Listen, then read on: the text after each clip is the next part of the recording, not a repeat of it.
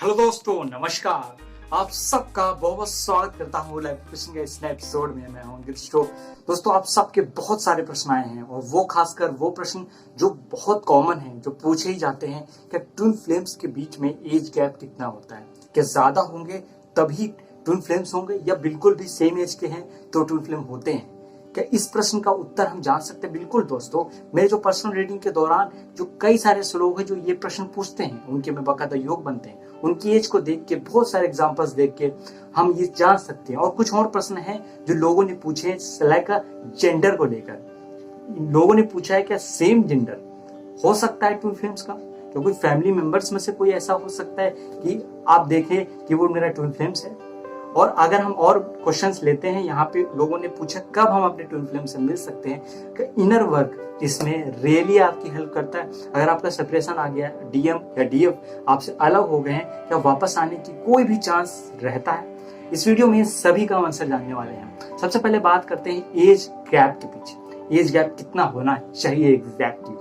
दोस्तों, आप एक जर्नी में हैं, आप एक स्पिरिचुअल जर्नी में, या कहें सभी लोग एक स्पिरिचुअल जर्नी में है, लर्न करते हैं लेसन्स। सभी लोग अपनी लाइफ से सीखते हैं और सोल हमेशा ग्रोथ करना चाहती है। इसमें कई बार सोल खुद ही एक्चुअली या यूनिवर्स के द्वारा डिसाइडेड होता है कि आप दो डिफरेंट फ्रीक्वेंसीज में बढ़ जाएंगे। जो एक ही फ्रीक्वेंसी पे, हार्ट चक्र आपके एक ही फ्रीक्वेंसी पे धड़केगा, तो आप लोग सिल्वर कोड के द्वारा कनेक्टेड रहते हैं एक दूसरे से।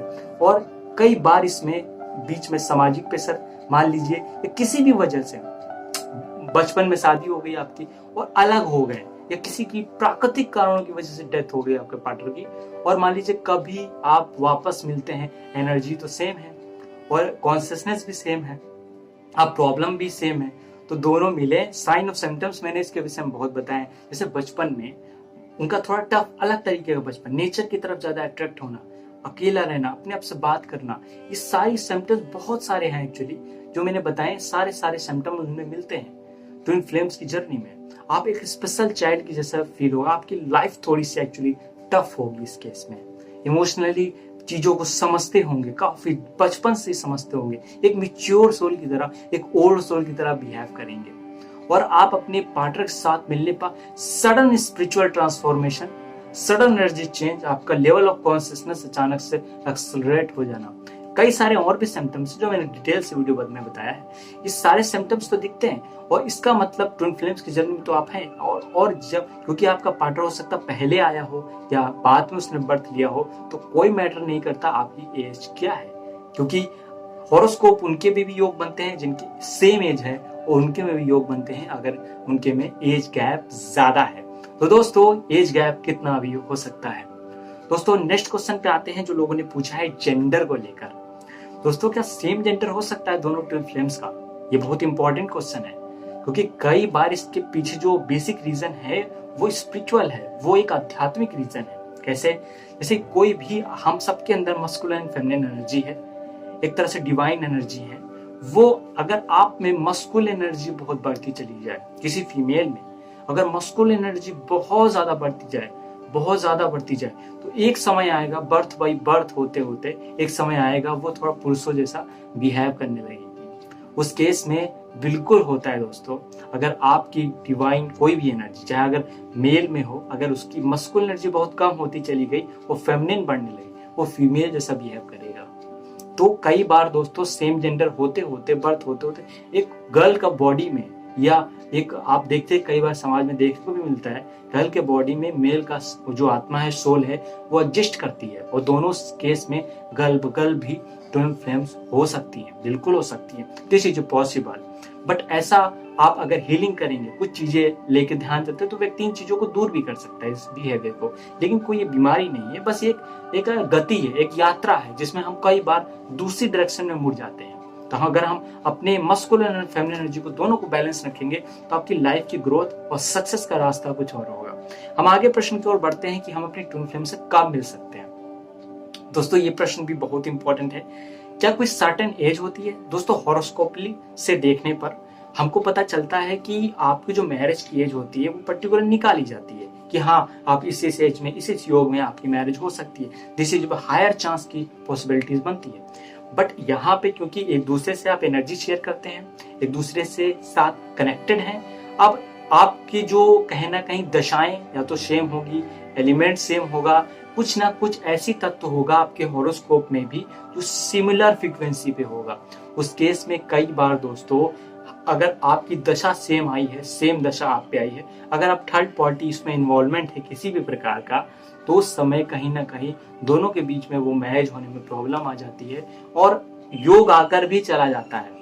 योग आकर भी चला जाता है तो उस केस में अगर वो योग बीत गया है तो आपको कुछ हीलिंग करनी पड़ती है। और नेक्स्ट क्वेश्चन भी ये दोस्तों तो यही है हीलिंग पे। तो डेफिनेटली ये आपके सप्तमेश की दशा आ गई हो। सप्तमेश मतलब आपका लाइफ पार्टनर का लॉर्ड कौन है, कैसा है, या तो बृहस्पति की जो मैरिज कराते हैं बृहस्पति या शुक्र की दशाएं चल रही हों या अंतर दशाएं चल रही हों। और उस केस में और भी गोचर देखना, उस समय के गोचर देखना बहुत जरूरी है। उसके अनुसार आपका विवाह जान सकते हैं कब होगा या ट्विन फ्लेम आपसे कब मिलेगा एक्चुअली। ठीक है, ये ज्यादा इंपॉर्टेंट है क्योंकि जब भी पंचमेश की दशा आती है, लव रोमांस वाले प्लैनेट की दशा आती है, तब मिल जाते हैं आप लोग। हम आगे बात करते हैं क्या हीलिंग करने से डीएम या डीएफ गया हो क्या वापस आ जाता है, हमारी लाइफ में वापस आ जाता है, ऐसा होता है? और ऐसा होता है तो सर मुझे प्रॉपर हीलिंग बता दीजिए, क्योंकि ऐसा काफी लोगों ने पूछा है। दोस्तों मेरे पास बाहर से भी हॉरोस्कोप आते हैं कई सारे, और इंडिया में भी जगह जगह से मैं काफी सारे एग्जांपल्स को स्टडी करता हूँ। काफी लोग ऐसे ही एक्चुअली सेंड करते हैं मुझे, जो मैं ट्विन फ्लेम्स की जर्नी में होते हैं, वो उनके में हॉरोस्कोप में सर ऐसे ही एग्जांपल के तौर पे वो मुझे देते हैं। उनमें दोस्तों पता चलता है कि उनमें से किसी भी पार्टनर ने अपनी फ्रीक्वेंसी हाई की, अपने ऊपर कुछ काम किया, मेडिटेशन किया, उनको प्रॉपरली नहीं आता था करना, फिर भी किया और बाई चांस उनका सही हो गया।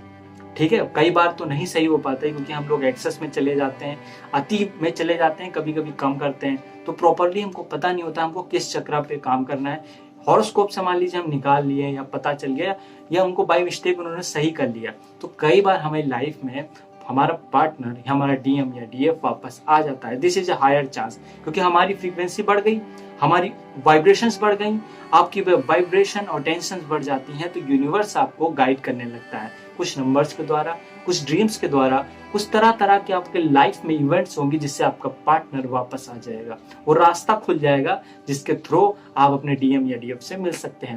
दोस्तों ये थी क्विक एंड शॉर्ट वीडियो जिसमें मैंने बात की, कुछ सवालों का आपका जवाब दिया। और इसके अलावा यूनिवर्स में बहुत सारे ऐसे लॉ है जो हमको जानना है, समझना है। उम्मीद है दोस्तों आपको ये वीडियो पसंद आई हो तो अपने दोस्तों के साथ जरूर शेयर करिए। अगर आप इस चैनल पे, इस वीडियो पे पहली बार आए थे तो चैनल को सब्सक्राइब तथा बेल आइकन क्लिक कर लीजिए, क्योंकि मैं इसी तरह से वीडियोस लाता रहता हूँ। हमारे रेगुलर वीडियो के नोटिफिकेशन आप तक पहुंच सके तो इसके लिए बेल आइकन भी दबा लीजिए। और दोस्तों हम आगे किसी और मिलते हैं, अपना ख्याल रखिए, ध्यान रखिए। नमस्कार दोस्तों।